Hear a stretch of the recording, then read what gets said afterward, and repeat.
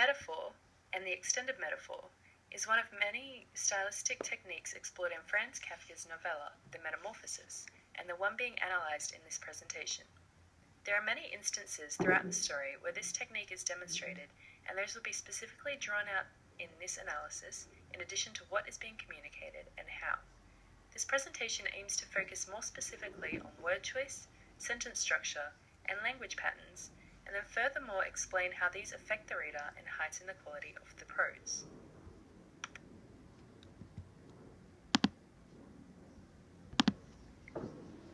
As dictionary.com defines it, a metaphor is a figure of speech in which a term or phrase is applied to something which is not literally applicable in order to suggest a resemblance.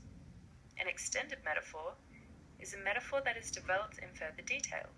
The amount of detail can vary from that of a sentence or a paragraph to encompassing an entire work.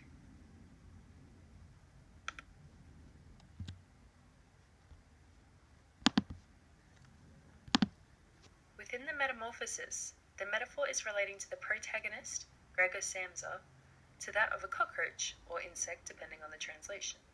It has been noted that the metaphor extends beyond this, however, and reflects to Kafka's life, an assumption that comes from knowing a little bit about his background.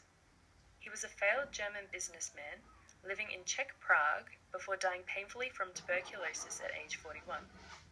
Kafka's rocky relationship with his father is also said to have majorly impacted his writing, which, according to the Britannica, is demonstrated through metaphor in the final scenes of the Metamorphosis.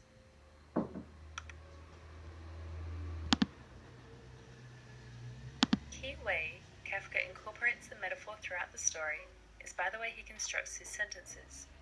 Kafka uses compound sentences, which is two independent clauses separated by a comma. The sentence usually starts off about something general, like the morning, the weather, or how Gregor is feeling, before specifically referring to his physical transformation as a cockroach. Right from the beginning of the story, Kafka writes, "One morning when Gregor Samsa woke from his troubled dreams, he found himself transformed into a horrible vermin." Not only does this exemplify the writing style, it also makes the story easy to follow, as all the sentences aren't overly complex.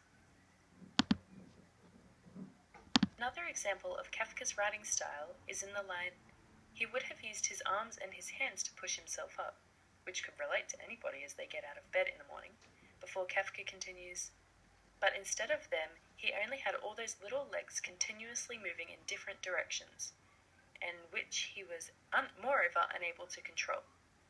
This example differs a bit because of the word "but" after the comma, making the second fragment not an independent clause, as it can't function on its own, but the idea is still there and the sentence structure is still positioned in a way that first demonstrates hope for Gregor, relating to his feelings, before giving a close-up on Gregor's new body. The technique of dividing his sentences up like this could then be linked to that of metaphor, with the word literally derived from the Greek words meta, meaning half, and pherin, meaning referring to.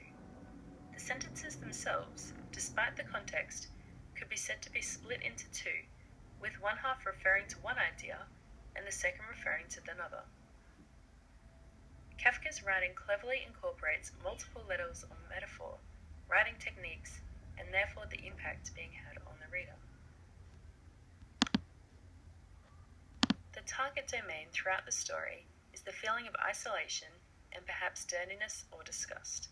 Kafka then uses the source domain as a cockroach or insect to convey this, with such examples relating to his physical appearance, armor-like back and brown belly.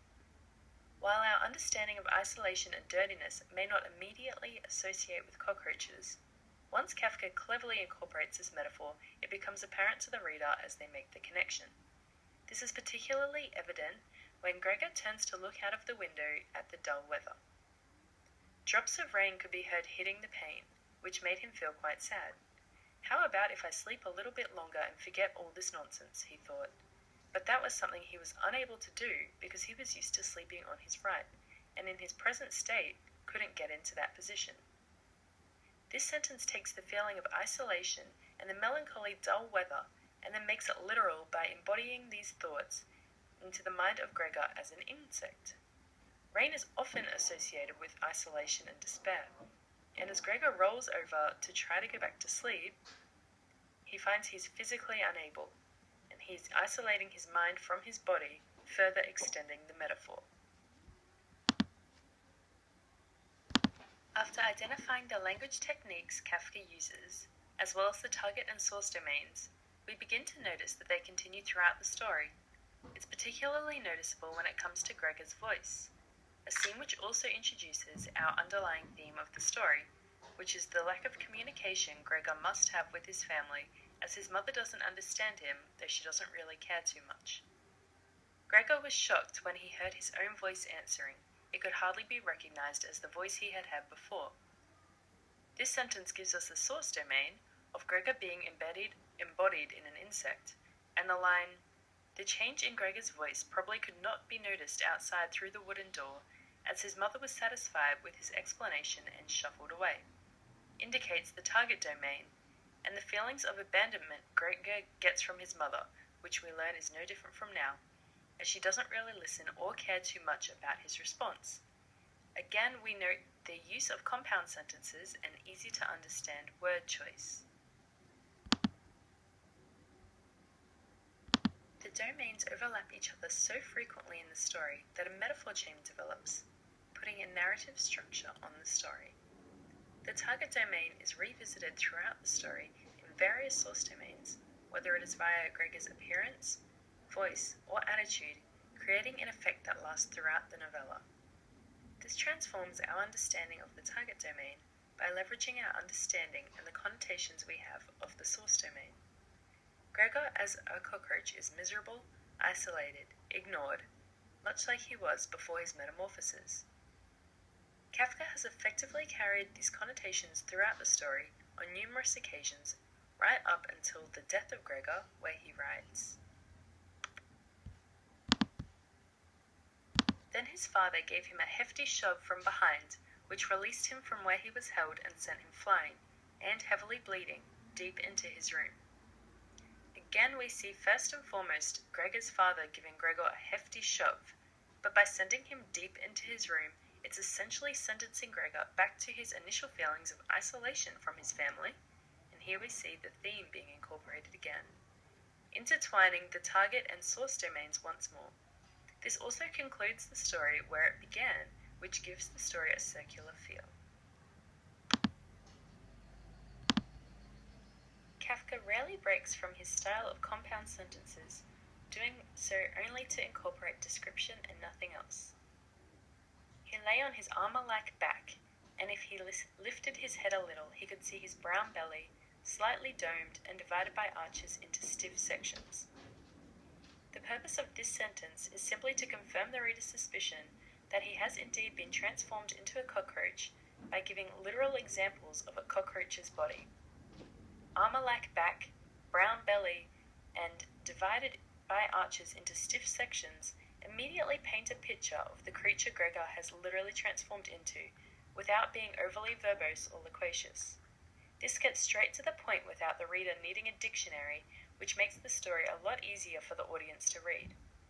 Kafka doesn't try to take away from the storyline with fancy words or poetic devices such as alliteration or assonance, another technique he uses to his advantage.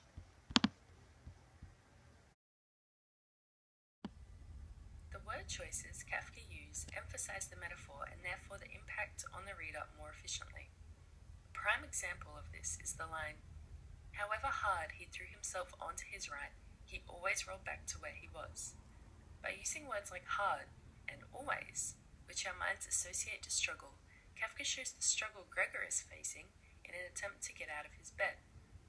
Before his transformation, Gregor didn't realize how distant he was from his family, and now as he attempts to rise from bed over and over again, he's too far gone to fully achieve the small task. He must have tried it 100 times, shut his eyes so that he wouldn't have to look at the floundering legs, and only stopped when he began to feel a mild, dull pain there that he had never felt before. Again, Kafka shows the struggle by saying Gregor tried it 100 times, as opposed to 10 or 20, evoking emotion in the reader and positioning them to feel sorry for him, especially since he only stopped when he felt pain. After looking deeper not only at the use of metaphor throughout the story, but also the language technique, sentence structure, and word choices, it becomes evident that Kafka has strategically used all of this to his advantage.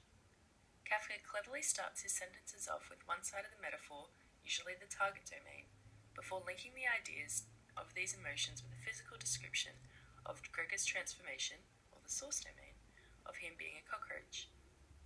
Though the metaphor can be returned to numerous times in this piece, it's wise to stop here before stripping it down to example after example, before taking away from the story itself.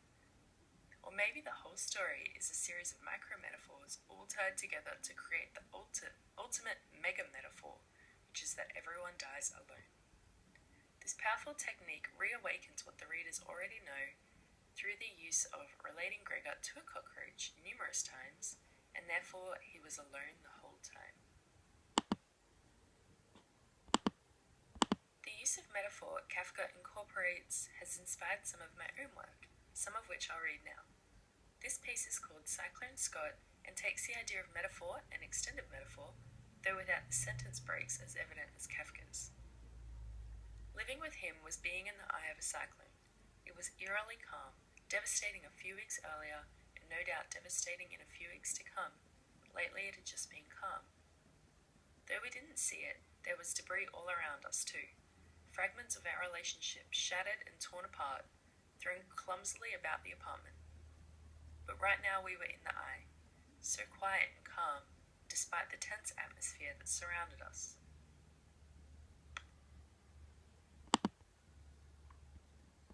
This is just the first snippet from the piece, and like the metamorphosis, it sets up the story and the metaphor from the first sentence, relating living with someone to being in the eye of a cyclone.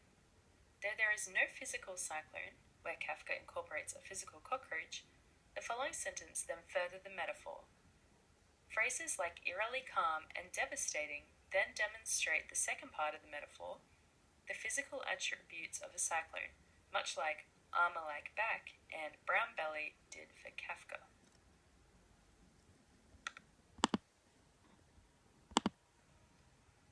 I won't read the whole story because the middle strays a little bit from the metaphor, with small talk between the couple before escalating at the climax and coming back to the metaphor at the close of the piece, sort of like the climax in the metamorphosis. I'll read the snippet relating to metaphor. Looks like we were coming out of the storm now, and it had been apparent what I was packing for earlier. Sheltering from the remainder of the storm, gathering my belongings and readying myself to go. I wasn't backing down. We couldn't remain in a standstill forever.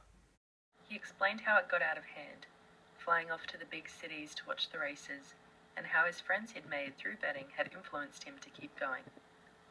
He begged me to take him back, not to do this now, or here, or ever, to think about it and think about how he'd have money for our future together.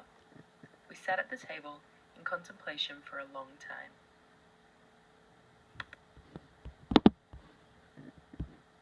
This paragraph makes numerous connections to the original metaphor, with references to a storm, sheltering, and standstill, all in relation to being in the eye of the storm, as well as not being too verbose or complex. If I were to effectively mimic Kafka's work, I would start a sentence seemingly innocent before relating it to the metaphor. For example, the sentence, sheltering from the remainder of the storm, gathering my belongings and readying myself to go, could easily be rearranged to have the independent clauses the other way around, like, I was gathering my belongings and readying myself to go, which is the seemingly innocent part of the sentence, before saying, sheltering myself from the remainder of the storm, and therefore relating it back to the cyclone metaphor. Through the analysis of Kafka's work and a deeper understanding of his writing techniques and metaphor use, I can now use this as an influence to my own work.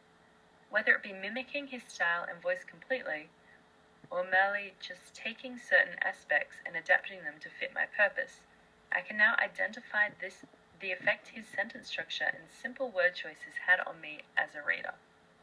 Kafka successfully uses metaphor, language, word choice, and description to convey his deeper message and feelings through cohesive flow of his target and source domains and narrative structure, all of which are presented here.